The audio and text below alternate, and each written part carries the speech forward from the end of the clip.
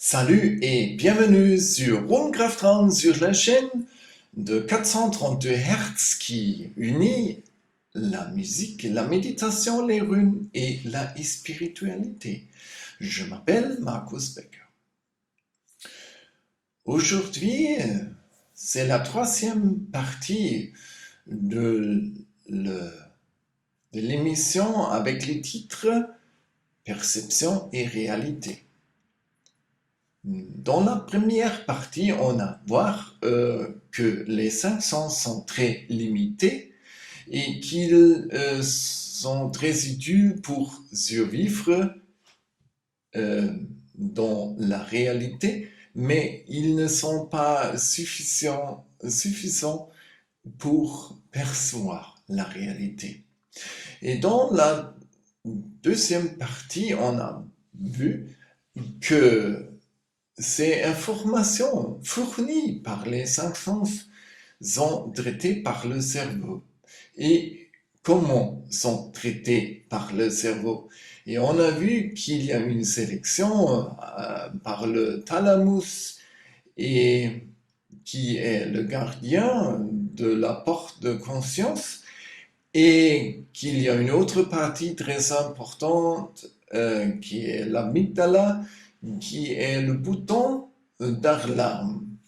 Et l'amygdala ne peut pas différencier entre menace pour ta vie ou la colère, la rage ou le stress. C'est la même chose. Et alors, on a vu ce que peut faire, que tu peux méditer pour abaisser le seuil de la irritation et pour rester chaque fois plus calme. Voilà, et aujourd'hui, on va voir ce qu'est la matière. Et tu vas voir que la matière, en réalité, ce n'est rien qu'une autre illusion. Mais, avant de commencer, j'ai une question sérieuse. Voilà, le papier toilette. Et ma question aujourd'hui est, est-ce que tu peux survivre à une pandémie sans papier de toilette? Oui. Tu as maintenant 35 secondes et après le trailer, on va traiter cette question.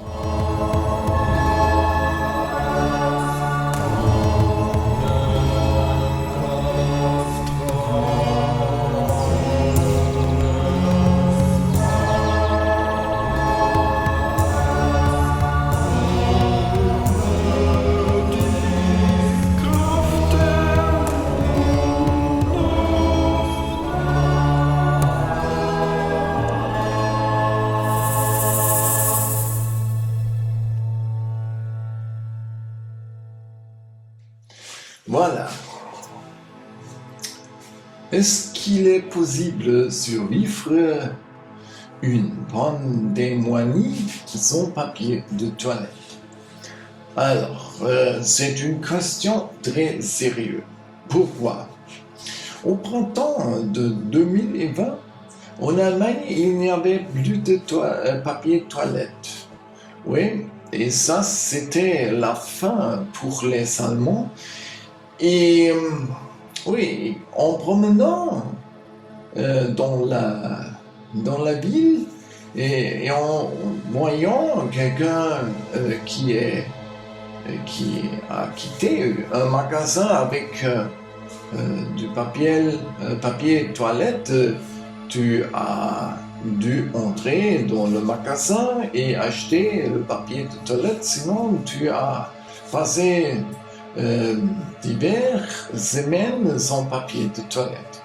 Oui, voilà, c'est un aspect.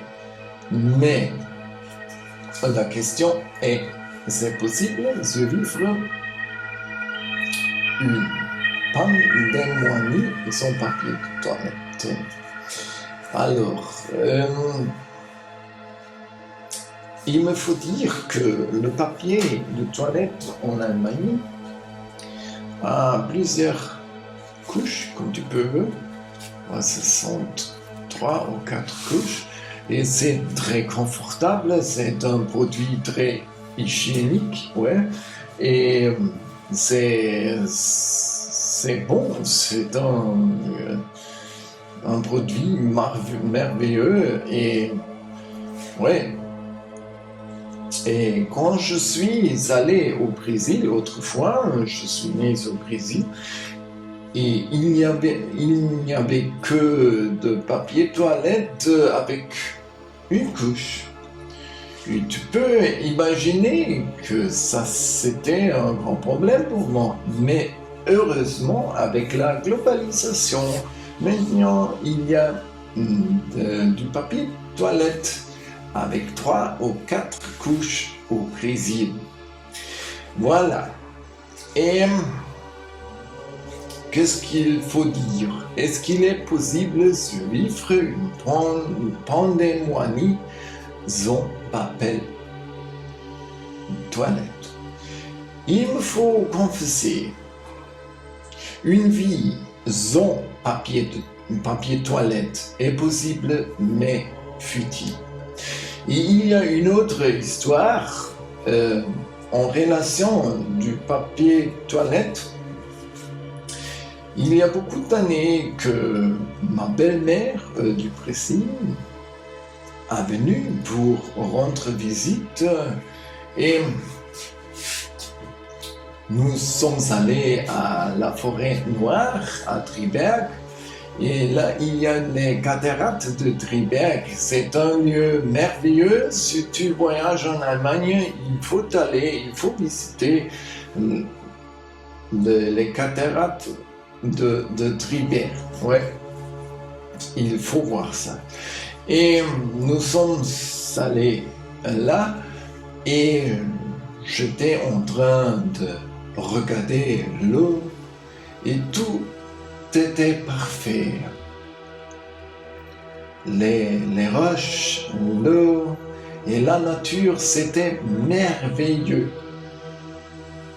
Et ma belle-mère a commencé à raconter une histoire comme elle a réussi à faire le fils plus vieux abandonner son ami de cette époque. Ouais, et voilà, elle m'a expliqué. Je lui ai expliqué. Si tu ne fais ce que je veux, tu laisses la clé de la voiture et tu vas à l'université, au bus public. Et elle m'a dit, ouais, il a passé quelques jours sans voiture, mais après il est venu et il m'a dit, ah, me donne la clé de la voiture. Et voilà.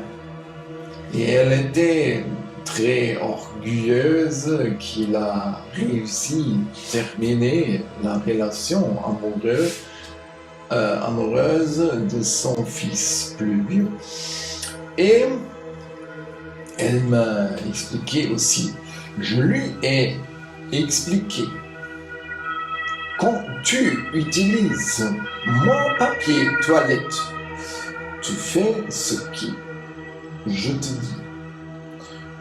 Et moi, j'ai répondu à ma belle-mère, voilà, chère belle-mère, je concorde pleinement, tu as 100% raison parce que le papier de toilette est l'argument plus fort qu'il existe. Et voilà. Et après cette conversation, ma belle-mère n'a jamais raconté sur ses méthodes d'éducation. Et j'ai pu regarder l'eau et les cataractes et c'était tout merveilleux après cette conversation. Et je suis impressionné que les Français appellent la mère de la propre femme, la belle-mère. C'est un euphémisme très fort. Voilà. Mais on a déjà parlé de filtres et la langue est un filtre. Et oui, la belle-mère pense ce que veut dire ce filtre pour toi. Voilà. Et maintenant, on va traiter la matière comme illusion. Et si tu as devenu plus élevé dans ta conscience, tu vas réparer un jour que tu n'as plus besoin du papier de toilette. Alors, je vais démontrer une petite présentation.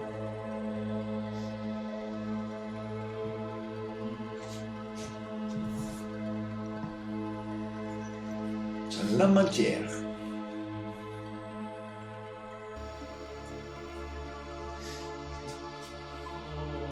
Alors, il y a un modèle de l'atome. Je ne sais pas si cette théorie est vraie ou non, mais c'est une théorie avec on peut travailler bien et qui est utile pour construire des téléphones, des machines, et voilà. Alors, une chose qu'on peut confirmer par la propre expérience est la matière a trois aspects: solide, liquide et ou gaz. Ouais, c'est une chose que tu peux confirmer par ton propre expérience.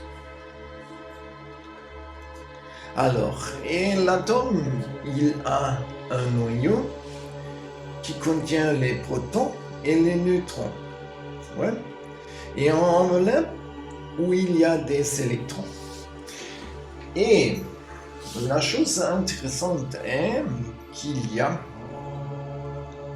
un espace gigantesque entre le noyau et l'enveloppe. Il est vide, cet espace a 99,9%. En réalité, il n'existe presque rien. Mais tu as l'impression, par exemple, qu'une pièce du bois est solide.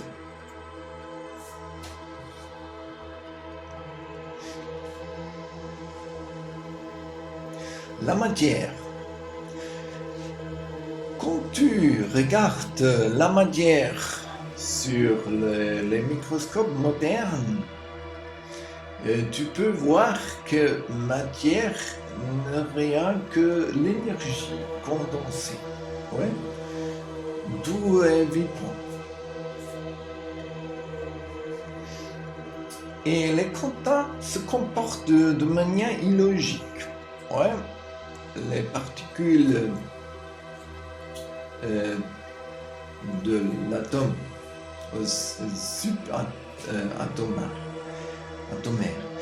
Voilà, et il y a l'expérience de la double fonte de Heisenberg. Et on a fait une émission de photons, de particules, de la lumière. Et normalement, un photon doit choisir la fonte à gauche ou à droite. Mais on a réparé qu'il y a une forme des ondes sur la télé. Ouais. Et ça, c'est très illogique parce que le photon ne peut pas se séparer. Et quand on a monté un, sort avant la fonte, le photon s'est comporté comme une matière. Oui, il a choisi la fonte à gauche ou la fonte à droite. Voilà. Le monde matériel est une illusion. Ouais, ça c'est une réalité. Rien est comme tu vois ou tu sens.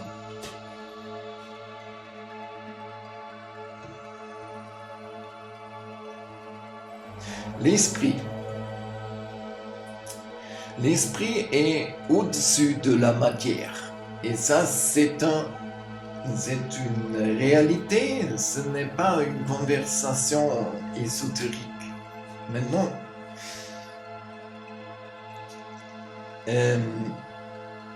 quelques preuves. Les pensées se matérialisent. Par exemple, en cas de problème, de la colère, du stress, ouais, il y a une production d'hormones de combat, l'adrénaline, noradrénaline et le cortisol. Si tu as des pensées de compassion, d'empathie, il y a une production d'immunoglobuline A. Et ça, c'est un neurotransmetteur qui renforce ton système immunologique. Alors, la compassion nous aide d'être plus fort, plus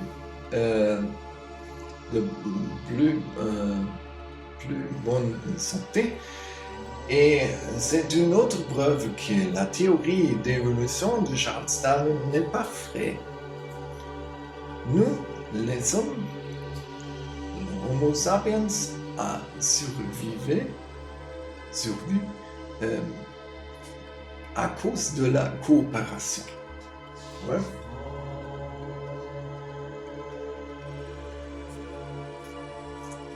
La guérison. Jésus a dit, ta foi t'a sauvé. Alors, il y avait une expérience aux États-Unis, j'ai oublié le nom de l'hôpital, mais on a fait une opération placebo du genou chez les patients souffrant d'arthrose. Et il y avait un autre groupe qui était opéré réellement. Ouais. Et dans le cas des opérations de placebo, on a posé les outils d'opération au genou et les patients ont vu un film d'opération d'un autre genou. Alors, le résultat était que la guérison était identique par rapport au groupe de comparaison réellement opéré. Il n'y avait pas de différence. Et dans cet expériment, ils ont vu les patients de 55 années et le résultat a continué de la même façon. Ouais.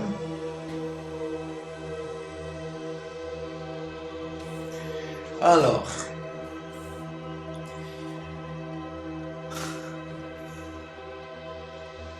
tu peux penser, dans le cas d'une opération placebo, ça peut fonctionner, que mon esprit est au-dessus de la matière, mais pourquoi dans ma vie personnelle, ça ne marche pas? Oui. Alors. Et pourquoi cela arrive-t-il toujours? C'est une question. Et La réponse est, c'est ta forme de voir le monde, ton expérience de vie. Et t'essaies. Alors, ma situation de vie est le résultat de mes pensées passées et présentes. Et moi, je crée ma réalité si je veux ou non.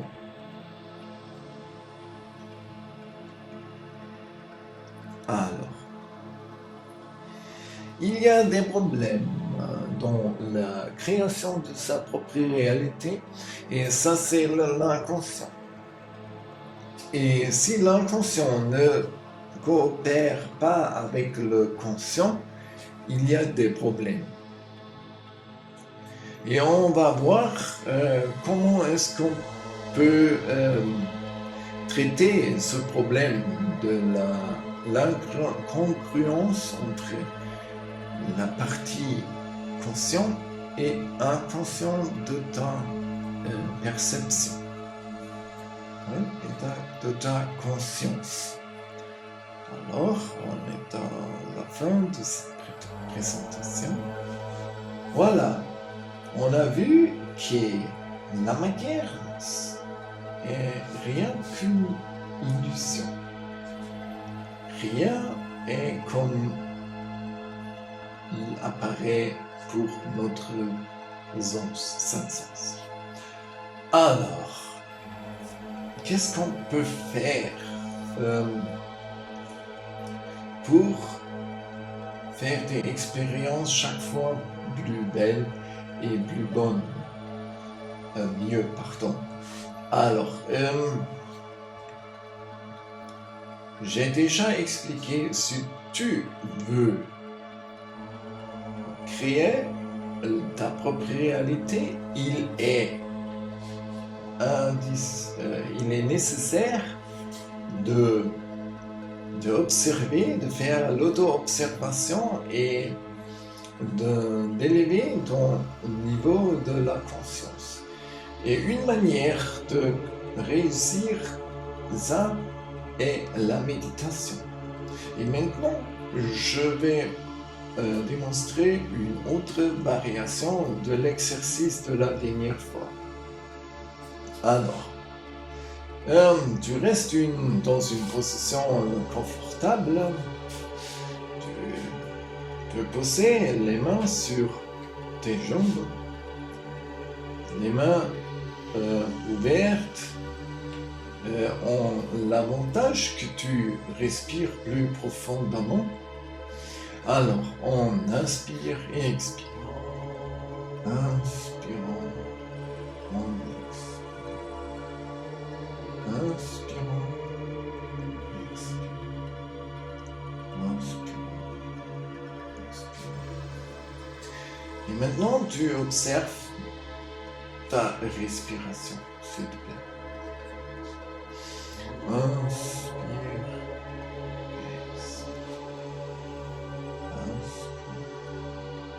expire. Et normalement, le point de la focalisation de respiration est ici, sur le chakra du cœur. Et maintenant, tu passes le point de la focalisation à travers de ta poitrine jusqu'il arrive derrière ta colonne vertébrale. Voilà. Inspire.